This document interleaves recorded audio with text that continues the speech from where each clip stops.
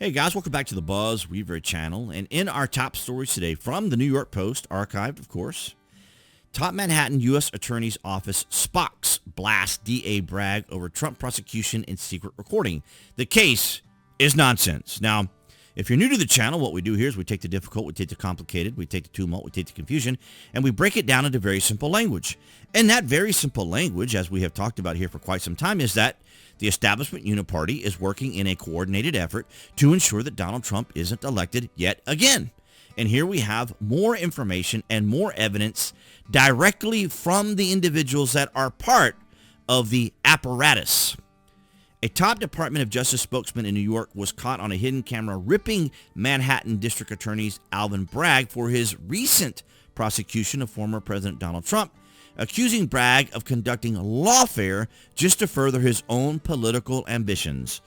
Well, that might be part of why Bragg is doing it, but more importantly, he's also doing it for the establishment uni-party, because it's not about the rule of law.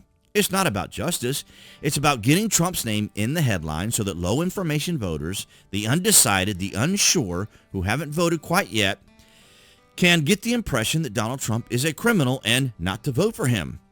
Nicholas Bias, what an appropriate name, chief spokesman for the Manhattan U.S. Attorney's Office, was secretly recorded tearing into the progressive prosecutor during a recent conversation with a so-called undercover operative from conservative podcaster Steven Crowder's Mug Club.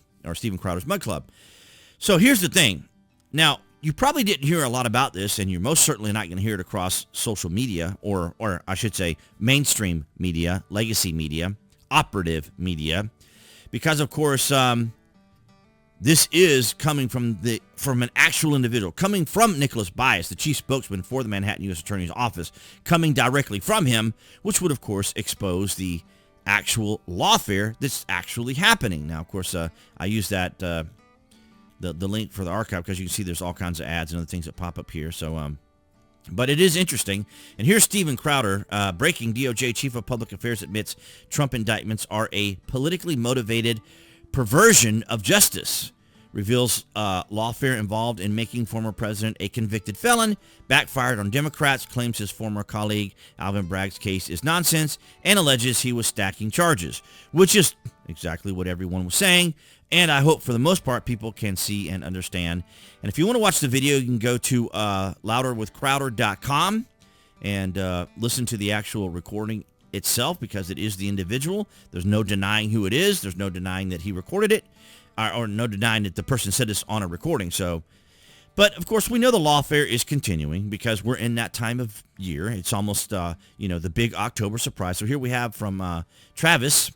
Did you know that DNKY or Dinky verified that this outfit wasn't even created until years after Carol's claim it happened, but the judge wouldn't allow it into evidence? Of course, as we know, like with the hush money trial, wasn't a hush money trial, but with the fraud case, the judges elected to go with summary judgments, not allowing Trump to do anything. Trump couldn't bring in witnesses. Trump couldn't produce evidence.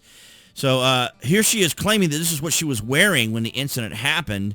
But of course, DNKY or Dinky said it never happened. And then of course, unsurprisingly, judge delays Trump's sentencing and hush money case until after November election. Why after the election? Well, because if he loses, they could go ahead and continue the persecution and absolutely drive him into the ground, which is what they want. Make no mistake, the left, the radical left, the Trump detractors, and probably many within the Democratic Party do want Trump jailed, just out of spite, out of their evil, vindictive hearts that they have, is what they want. This is absolutely extraordinary, and why they continue to ask Trump, will there be retribution? In other words, are you going to come after us for doing the same thing we are doing to you? Except, of course, when Donald Trump comes out to do it, he's going to have the evidence, he's going to have the information, he's going to have a substantive reason to go after them. But nonetheless, ladies and gentlemen, we are at that time as we wind down into November. The excrement, as it was hitting the fan in all kinds of directions and from every position. But you guys will have to let me know down in the comments below. Was this the 2024, the wild ride that we all expected? Is it meeting up to that wild ride expectation? Let me know by hitting that like and, of course, leaving a comment down below if you want to add any additional information. about maybe what your direction will be or what you think or what you suppose can and could happen. And, of course, as of this recording, it is Monday, September the 9th, and tomorrow will be the debate. And I'm not seeing it going to be I don't see that it's going to go very well for Harris because, of course, she's a very word salad, very vacuous person.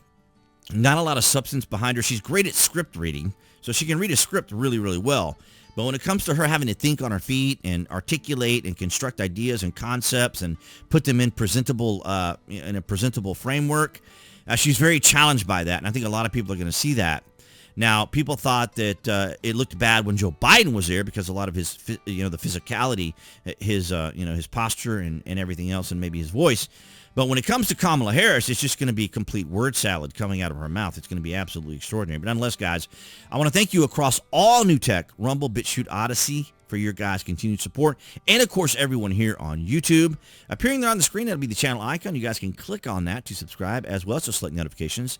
That way you know when there's content here on the channel. And I'll see all you guys in the next video.